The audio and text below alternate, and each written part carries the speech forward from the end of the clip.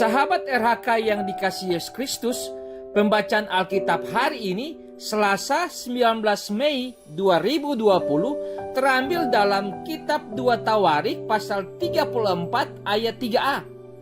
Kitab 2 Tawarik pasal 34 ayat 3a. Pada tahun ke-8 dari pemerintahannya, ketika ia masih muda belia, ia mulai mencari Allah Daud, bapa leluhurnya. Judul RHK kali ini, Carilah Tuhan supaya hidup.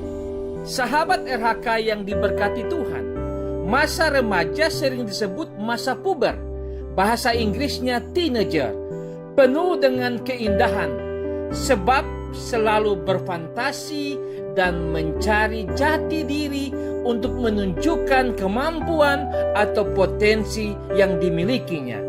Selain itu, terlihat kondisi fisik tubuh yang semakin proporsional serta kemampuan sosial yang semakin kuat.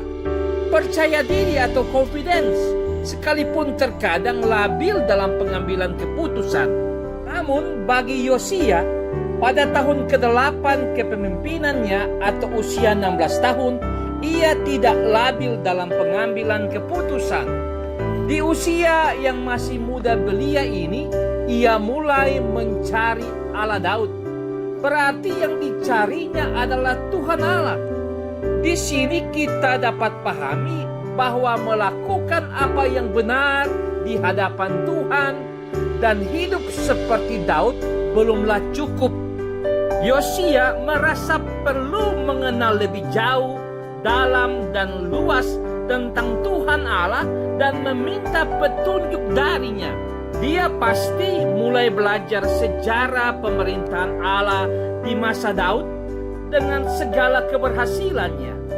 Yosia punya kerinduan supaya Tuhan Allah yang berkuasa atau mengendalikan dirinya dan bangsa Israel seperti zaman pemerintahan Daud. Yosia mau supaya setiap kebijakan yang akan dilakukannya harus ditanyakan atau sesuai petunjuk Tuhan.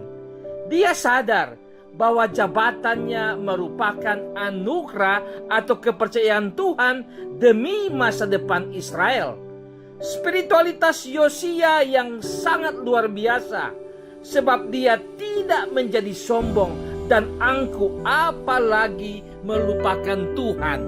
Sebagai keluarga Kristen, bahwa orang tua mana yang tidak bangga dan bersyukur bila mana memiliki anak seperti Yosia. Demikian juga sebagai anak, apalagi remaja, dapat melihat contoh spiritualitas yang ditunjukkan oleh Yosia. Oleh sebab itu, menjadi pelajaran bagi kita semua untuk selalu mencari Tuhan. Kerendahan hati menjadi sikap yang mendasar bagi kita dalam setiap pengambilan keputusan. Ketika kita mengalami kesulitan dalam tugas dan tanggung jawab, lalu sudah berusaha mencari solusi, tapi sangat sulit mengatasinya, maka jalan terbaik adalah mencari Tuhan. Nyanyian rohani. Kalau ku cari damai, hanya ku dapat dalam Yesus.